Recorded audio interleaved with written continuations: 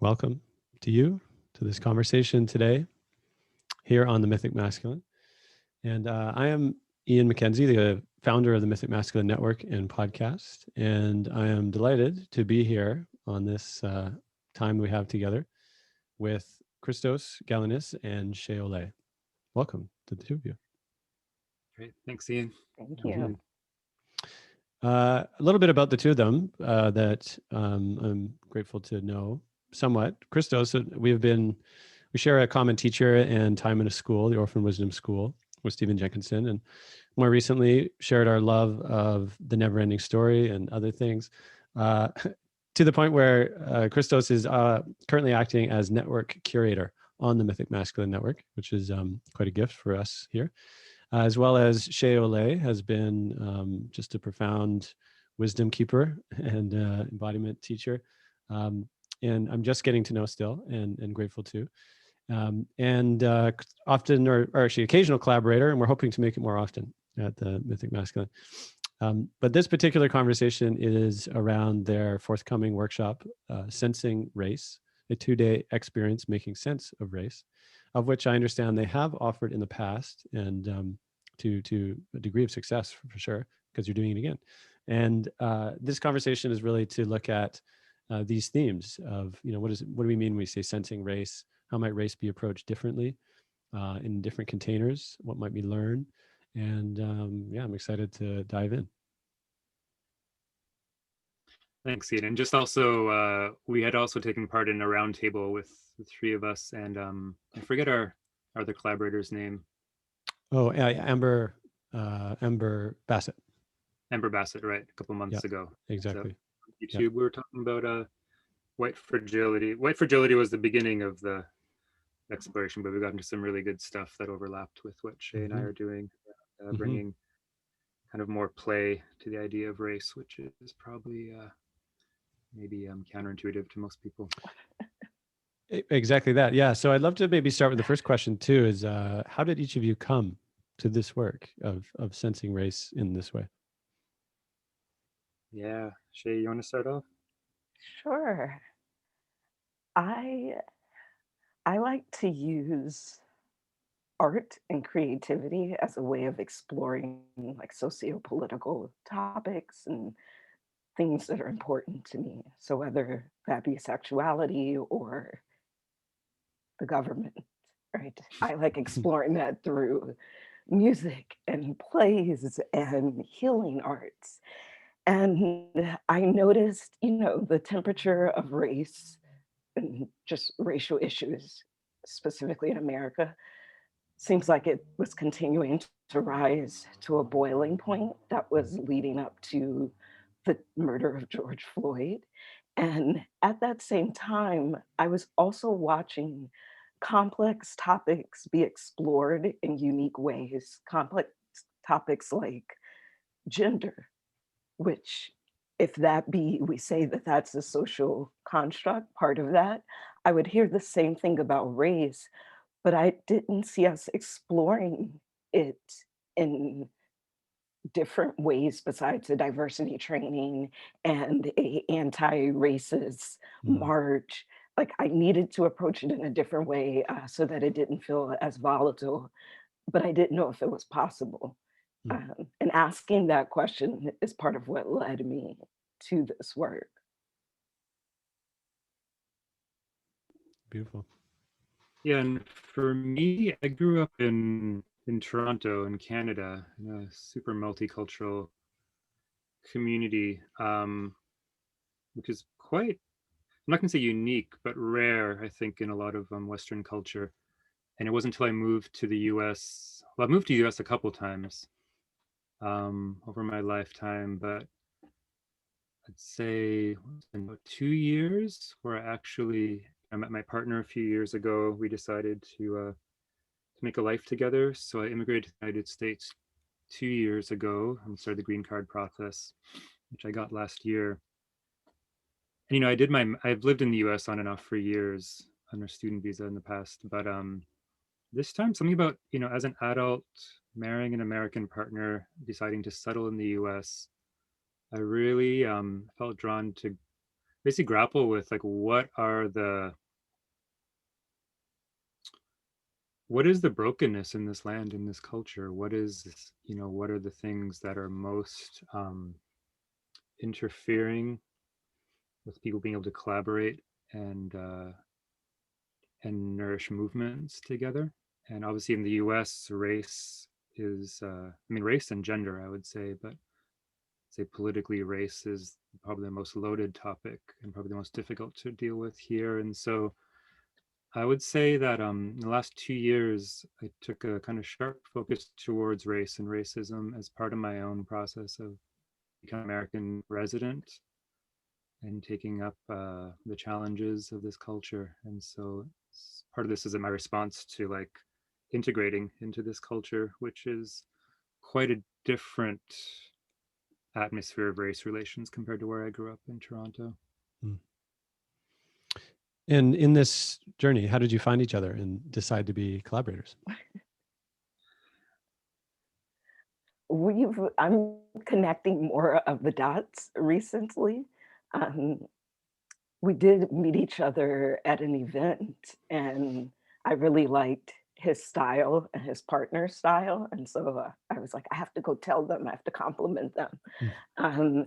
And that led to already like a fascination and openness of conversations with us at this event. And later, I wrote an article on my website. This was about a year ago about my experience at this event, my experience being Black at this event. And again, I was posing the questions of like, what can be done? Like, how can we address this and really, like, what can we do? Mm. Christos said, I made a post online, and that led to him and I think probably first texting and messaging, which then led to months of hours upon hours of just phone conversations. I also don't even know that we initially, so a year ago, I also put out the call that I wanted someone to create this body of work Mm. because I wanted to experience it. Like, I didn't want to be the facilitator. I wanted to go play and explore and be a better human or something. And so even as we spoke, that wasn't the initial intent, but that topic kept coming up. Mm. And then it started to be born. I'll let Christos take Mm. it from there. Yeah, I think I first noticed Shay making posts on Facebook about this stuff, and almost like I could call it a frustration. It sounded like with that there wasn't anything out there that maybe she would want to take to do with race and racism, something that like appealed to a sense of creativity and imagination and play. And I was coming from I would say almost having PTSD within my community of like attempts to address race and racism that in my subjective experience were just horrible and actually just made things worse and created so much factionism, so much distrust. Again, the intentions were good and were there, but I just felt like there were not great facilitations and tools and maps for addressing these things. I mean, I think there's a difference between addressing things on like the political and the policy level, which is certainly you have to play by the rules and deal with legislation and things like that. But when you're dealing with it on a relational community level, you can't just focus on power and trauma. There has to be some way for people Mm. to actually be able to bring more of themselves out and feel that they can bring their vulnerable parts of themselves out, because there's so much tension, I think, for Yeah, everyone on this topic. this reminded me of like there was a white woman who had been doing the work, right? And in a public forum in which she had every right to express her opinion, she was just kind of chewed out, right? And this is one where like she wasn't being a Karen, like I agreed with what she said, Mm. but she was chewed out. And she asked, she was like, what did I do wrong? And she had not done anything wrong. Mm. And I remember even posting then, um, is there a safe space for like newly woke white people to go where they can still be a little messy, right? Mm, Not disrespectful, you know, not a jerk, but like there are times where we still need to process and play and piece things together and understand. And if you're in that, you don't have a safe space to process, then like it's just more trauma, you know. And I mm, was like, where's that space, right? I want to be there for those of my friends who can't even ask a question in the times that we're living in. And I again, I understand why it's so volatile, but I can't have someone feel disempowered who's also trying to help, or who's mm, also just curious and trying to understand. mm, mhm. I mean, these are really incredible points. I mean, I certainly have shared that experience in spaces where, I mean, for me, it's largely in, say, mixed gender spaces too, where I feel like I try to, I try not to say very much at all. Um, just because one, I'm like, well, white guy tends to get the spotlight more often in general. So it's like, okay, it's not really my spot. And at the same time, I have questions and things. And I know I've largely sought men only spaces for this kind of inquiry, because I've also felt like, yeah, that emotional labor, all of that is not really for women to do. I'm just using that as an example, but Mhm. there's lots of other kinds of things too, where I was like, well, yeah, where is the space for that? And so hearing about this sensing race offering as well, I mean, it's intriguing because I don't even know how to approach, from other doorways, this conversation. And I'd love to hear a little bit about that.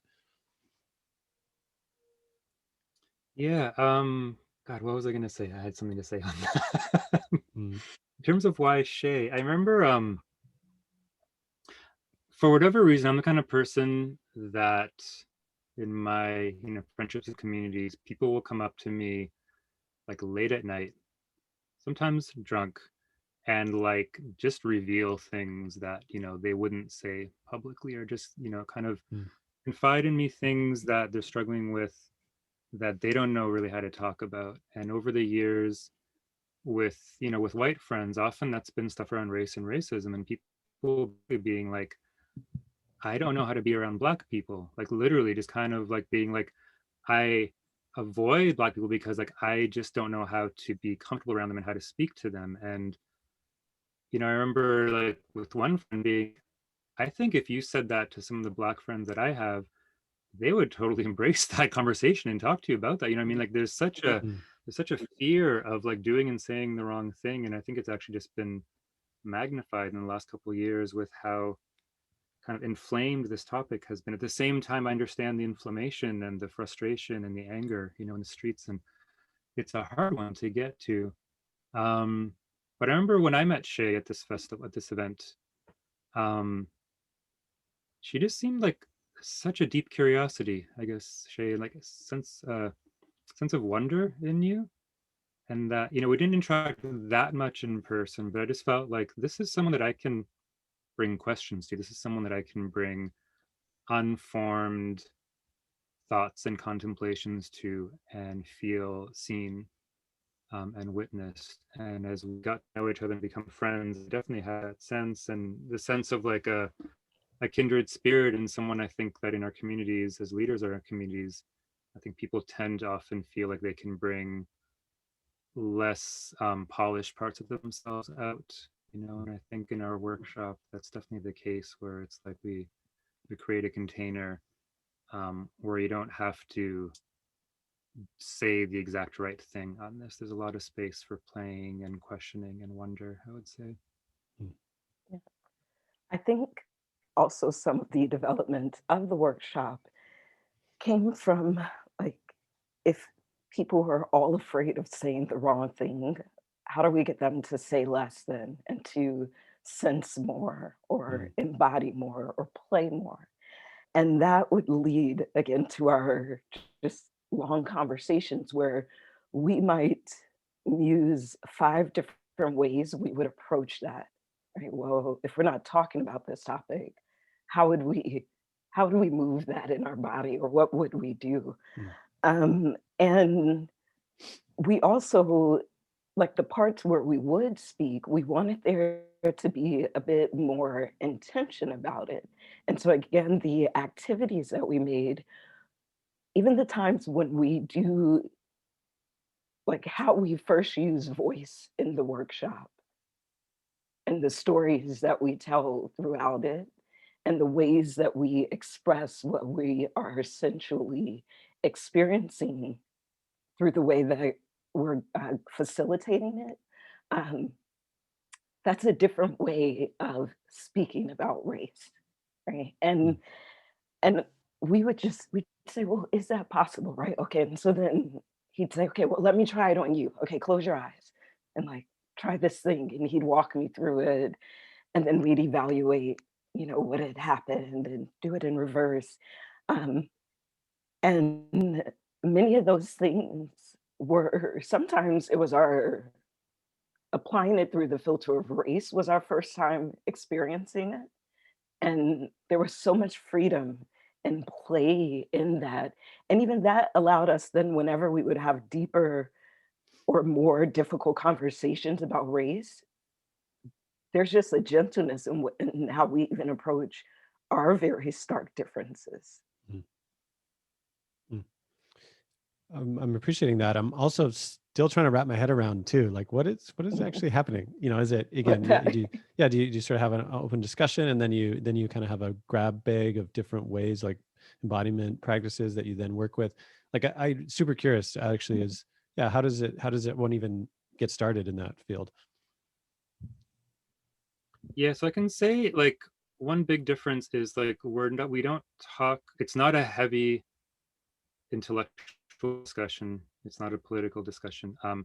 We don't even like go into the idea of Black people and white people. Our approach is actually almost an animistic approach, where we actually look at the entities of Blackness and whiteness themselves as actual like entities that walk among us and that have influence in our culture. And so it's almost like, because when we say race is a construct, it's like, yes, okay, on the one hand, but at the same time, like the idea of Blackness, if you want to call it Black culture, or whiteness or white culture, are very tangible things that you can, smell and hear and taste. And so we actually go literally through the senses of like sight, smell, sound, texture, and kind of getting into the like precognitive, like the irrational senses of just like how our sensual bodies actually map these ideas of Blackness and whiteness onto Mm. spaces, onto people, onto, we would do an exercise with the quality of voice, for example,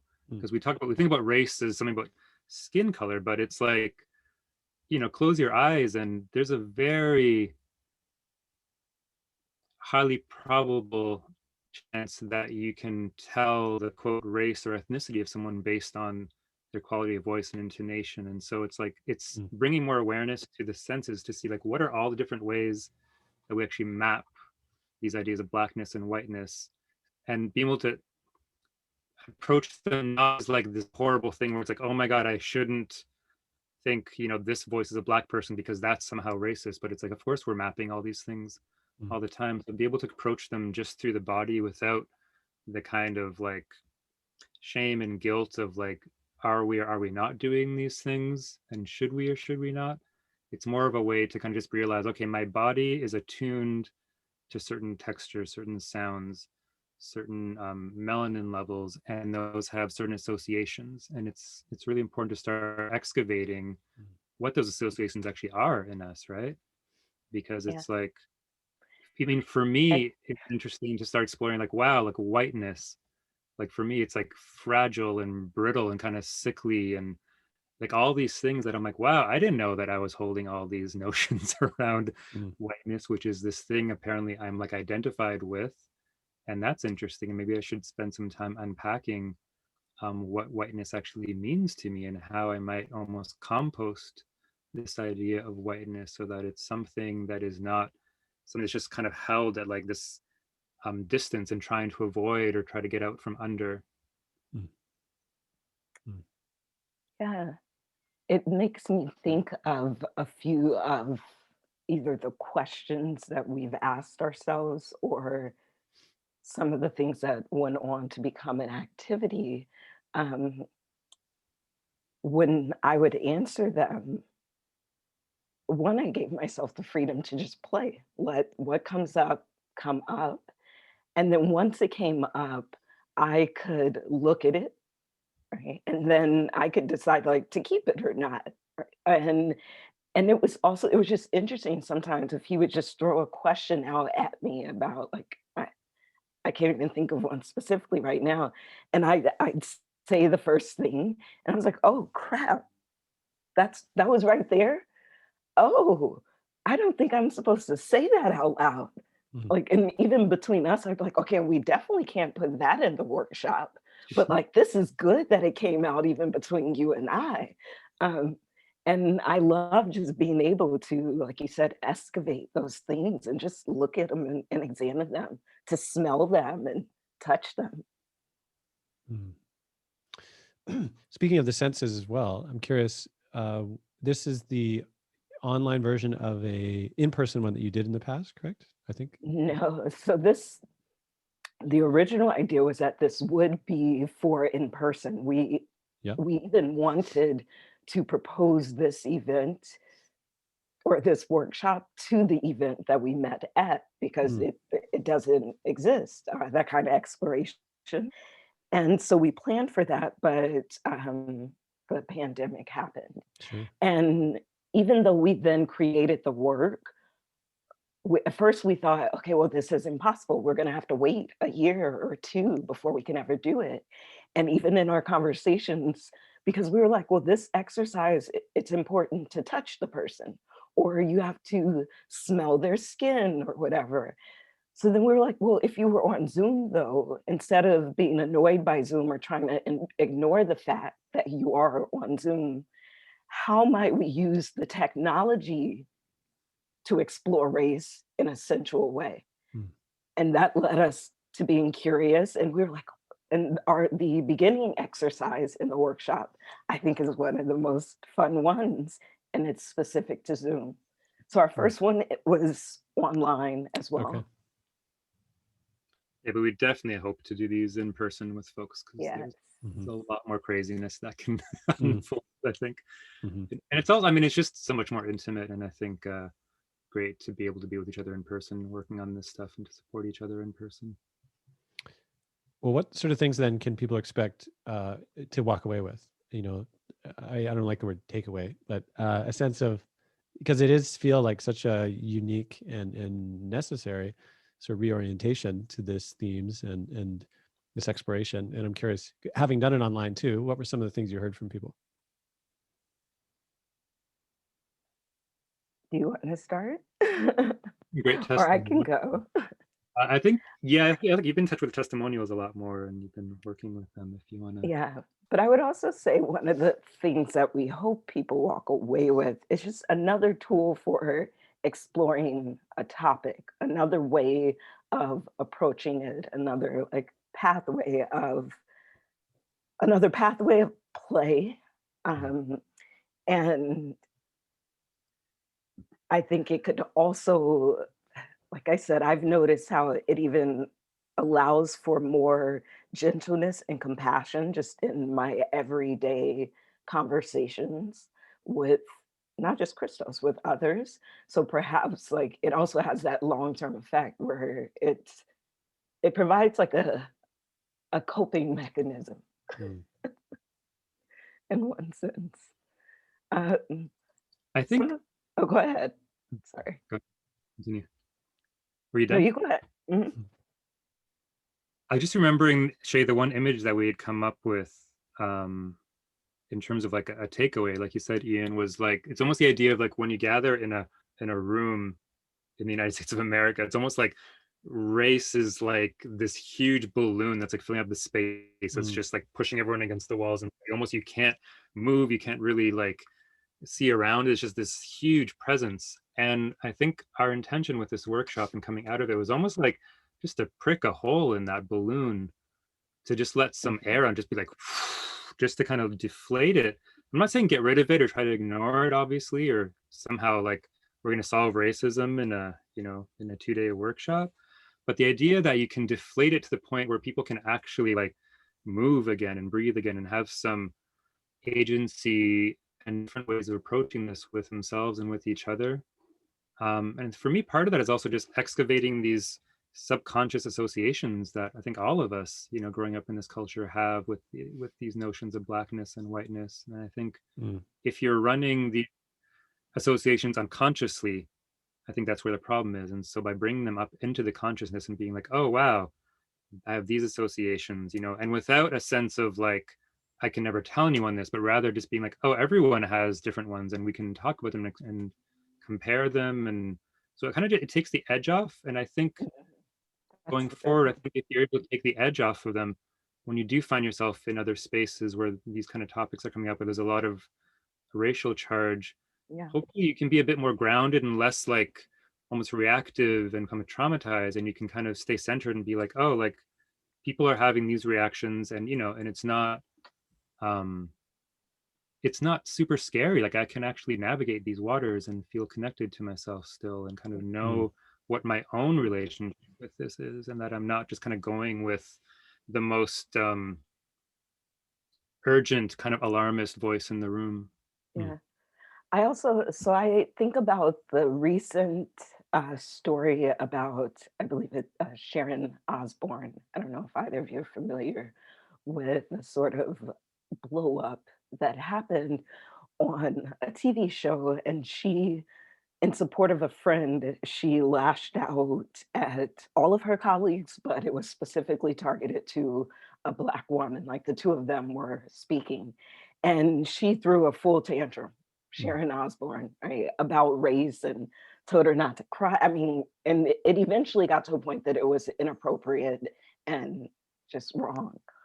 But as the cameras kept rolling once they went to break, at the very core of it, and she speaks to it, she was afraid that they were trying to say that she was racist. And she felt like that was one of the worst things. She even said, you might as well strap me into a chair and electrocute me, because that is what you're trying to tell the whole world I am. And so even though I don't agree with like her lashing out, underneath that, like she was scared, because that, to be, if you're white and to be called a racist, your entire life gets canceled, right? Like it's just, you don't get to breathe anymore. And so, and I felt like, I was like, man, I wish all of them could have came and taken our workshop too. Like, just because I wish someone could have just breathed for a second. Because it didn't have to continue to escalate. Um, and so that's something that stands out to me. The participants, to what you asked earlier, we've had some great quotes that I'm just very grateful that we were able to facilitate this, but this was all of us together. Someone said, the journey of meeting the entities of whiteness and blackness was the most profound. Another person said, I loved your creativity, openness, authenticity, and willingness to explore difficult topics with curiosity. I will say I was also, I enjoyed that we had such a variety of types of people that took the workshop. And so even if you are an artist, or there was a professor, or there's a therapist, or someone who just knits, like whoever it is, all the different types of people, it's still an approach that anyone can take the workshop in any race, like anybody, because again, there's this focus of sensing the entities of race. Wow. Well, thank you for this. I mean, hopefully it gives the listener a really beautiful invitation, I think, into this offering. And just to reflect something that I feel, at least I'm getting from this image of what you're describing, is really this this deep necessity and intelligence of contact as a necessary prerequisite in a way to healing. I mean, that's kind of what I'm seeing and sensing, I think, in the conversation, that, by creating the space in order to make contact with these aspects in oneself and across the racial lines, in a space that's often so charged, that itself, invites the possibility of healing, of a new story. So yeah, I just really want to appreciate that in what you've brought forth. And yeah, for all the listeners, I know this may serve for this upcoming event. I believe it begins on March 24th, and then follows on the 26th. And hopefully you'll be offering many more of these to come in the future. Yeah, no, definitely. Thanks, Ian, for doing this and for this conversation. Yes, thank you so much. My pleasure.